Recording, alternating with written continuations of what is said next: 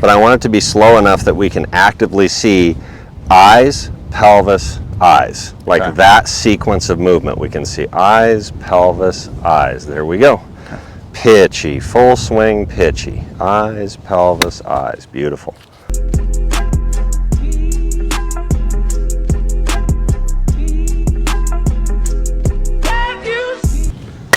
What's up, Trev? What's up? Welcome back. Thanks, man. It's always fun to come down here so I get to jam with you. Yes, sir. I really liked what you were talking about yesterday within these 3 S's. What are the 3 S's that we're going to touch on today? So the 3 S's, and 2 of them for sure we've talked about a bunch and people are going to be familiar with. So the first one is sacrum, second one sternum, the third one is sphenoid.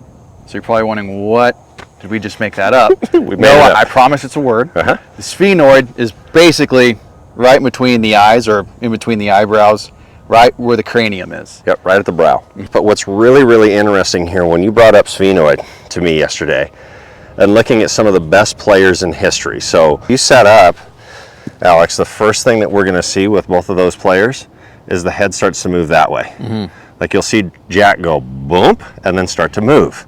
This trigger shows early upper spiral movement. Yeah. Because the spiral, if you go posterior view, starts right here. So if we're looking at this side, it's going down the neck, over the scap, under the armpit, and then goes diagonal across Alex's abdomen and then keeps going down. So, but it starts up here. So if we're looking in the backswing, what we're going to be doing is stretching out that entire fascial line, and we like to see it from top down. So to load this, there goes the early spiral. Yeah. Now if it keeps going, keep turning, keep turning, keep turning, there we go. And even in the other direction, pelvis drops, we start to turn out of there. Now the head, the cranium actually work this way. Yeah. And so our favorite movers at impact, their eye sockets are actually moving target side compared to some of the other movers that we wouldn't prefer to see. They're moving that way. Yeah. And we'd like to see a skull that's going here and there.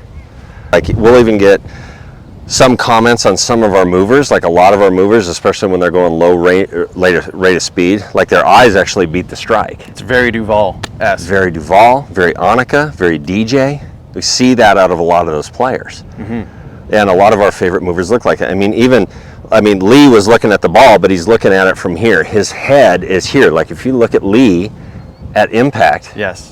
Where is eye sockets? Yes. I think just in playing with this, let's hit a couple of shots here. Yeah. Go ahead and set up for us. And let's just play with the very upper spiral to mess with the T-spine and what your skull is going to be doing. Okay. So the start, your trigger, we're going to go here to trigger. And then I want you to feel how that loads this. Like I'm not just turning you this way. Yeah.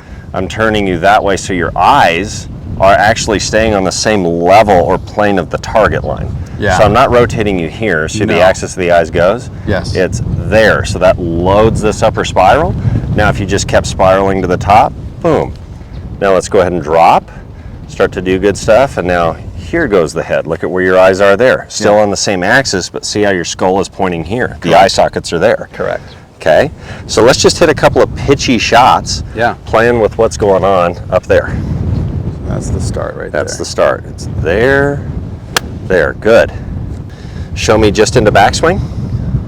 There we go. There was you saw that little trigger. Yep. Now pelvis is going to drop, and as you start to work into the other bend, see the difference in where your head is moving there. Yeah. Okay, so let's go ahead and just hit one, and I'm going to play with you here. Go ahead and set up. Okay. So wait for my trigger, and then we're going to go little shots.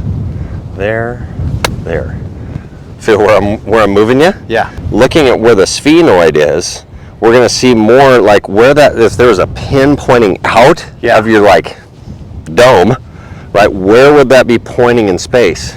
And how are you moving your head? That trickle down and that look in the C-spine will trickle down into your T-spine, will help scap movement, appropriate bends without you even having to worry about it. And the only thing that you need to manage is pelvic drop in the transition phase. Right. It's really the only thing. Right. Let's hit another couple shots like that. Okay, show where your head's gonna go. Even more that way. Okay. Feel it go, whoom. Okay. Okay. That way. There we go. Yes. Good. So we're up to the top. Good. Start to drop. Feel that? Yeah. So the bend actually is more like in here, and it leaks down into the upper spine. So this is really where we're just seeing all the bend is in there. Yes. This is relatively, it's like neutraled out, straight up and down. It's not moving much. Right. Okay. So let's just manage your dome and manage the pelvis. Good. There. Okay. There. Beautiful. Yeah. Gosh, I don't know where I heard it, but someone made the comment that Gary Player described it that he felt like he was hitting up on the ball, and I bet you it had to feel more of like this sensation than say, meh, or whatever weird. Yeah. 'Cause that's the same. It looks like you're swinging up.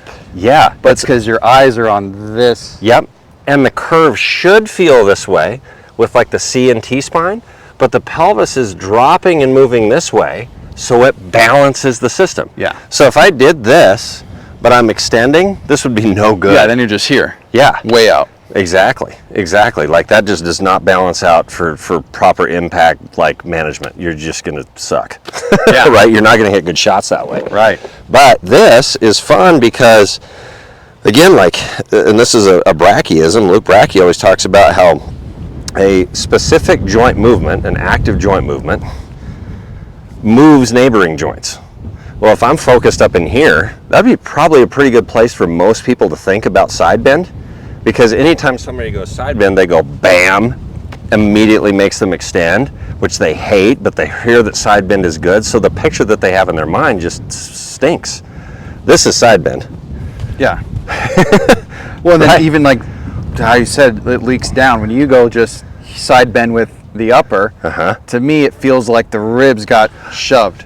Yes, right? and So they get there's your shoved. rib sway that we talk about. So rather than, because someone might go, oh, rib sway, and then their head might do something funny, or just this thought doesn't quite fit. But if they go, oh, I felt that same little, like I feel like someone's going and pushing the rib out, but I'm just thinking.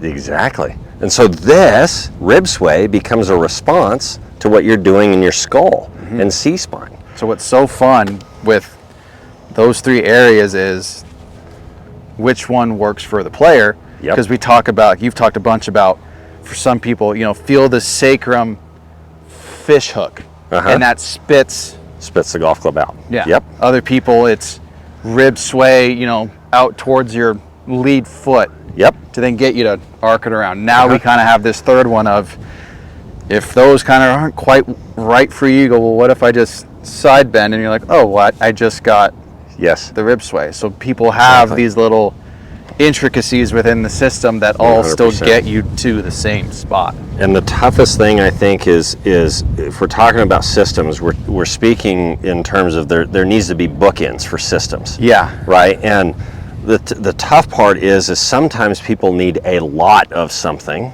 and sometimes they need just a dash. This is a dash. And so for really good movers already, just playing with like, okay, how does this lead like movement in the golf swing? And I'm just managing drop. So I would be going skull, drop, skull, skull, drop, skull the whole time. And that skull action, like where it's moving because your spine is moving. It's moving because the C spine is actively moving your skull there. Yeah. But the thought is just, where are my eyes? Yeah. You want to, like, can your eyes make a figure eight in space? So it's like this. Exactly. So it's like the little version of our swim move. Now your eyes are going. Yeah. But it's up in here. It's up in your dome, son. Okay. So let's see one more here, Alex, but I want it to be slow enough. It's not clunky, but I want it to be slow enough that we can actively see eyes, pelvis, eyes. Like that sequence of movement. We can see eyes, pelvis, eyes. There we go. Okay. Pitchy, full swing, pitchy. Eyes, pelvis, eyes. Beautiful. Yeah, and that feels like it's such a late hit as far as eyes are way out in front, and there go the arms. There goes the hit. Yeah, it's not hit from here. So again, like we came up with this idea of like the 3 S's yesterday, just because it's like, okay, well, that's easy to remember. Yeah. S times 3, right? But again, sphenoid is just like, okay, we're taking this point in space, but just managing how we're moving it because of skull movement, right? Yeah. Where's the cranium going? Then we've got sternum and that point in space, and really what we're talking about there, rib management, and we're talking about sacrum, we're talking about pelvic management. But it's cool to throw the skull into this because now we get to open the door to like C-spine movement. That C-spine trickles down into T, which is a great way to look at bend rather than L-spine bend. And then we can really start to feel like, okay, the bends and the movements up here with skull and like this whole structure. And then there's the drop, which is just in the pelvis. Yeah. And I think it's really important too, like, what our job is as coaches is to help players have better pictures of motoring the golf club, moving well so that they can get in and out of like space well. And it's up to the player then to be able to manage the hit.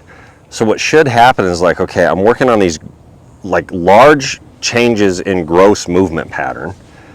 Okay, that's great. And you just assess, did I do it or not? Did I make my head move in this way? Now you can hit one poorly, that's okay. Then modify the hit, right? Like if you hit one 3 inches fat, move your darn divot forward. It's simple. You move the same way, but just manage the hit. Yeah. Move the divot around. I keep hitting it on the heel. All right, well hit one on the darn toe. Like figure out the hit. Yeah. Our job is to make it easier once you arrive at like the delivery position so that this is easier on you. But it's still no guarantee that you're going to flush it. The athlete has to figure that area out. Correct. But the whole point there is like, if you're balanced through the 3 S's, those are real like big motor engine pattern, like hurdles that players need to be able to manage.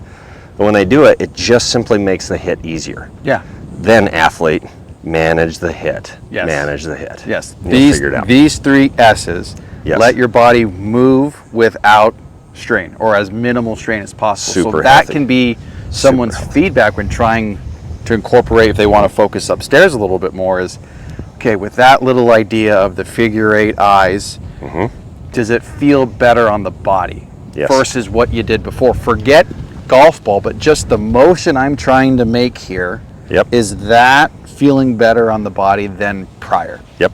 And that's where the golfer or the athlete gets to decide yes or no, and then modify as someone sees fit. Exactly. So, manage your S's. Keep them in check. Keep them in check. It'll help balance out your entire system, and it'll make it a heck of a lot easier for you to just manage the hit and hit better golf shots. Yes, sir. Alex, you're the man. Good stuff. That was great. Flushed out, baby.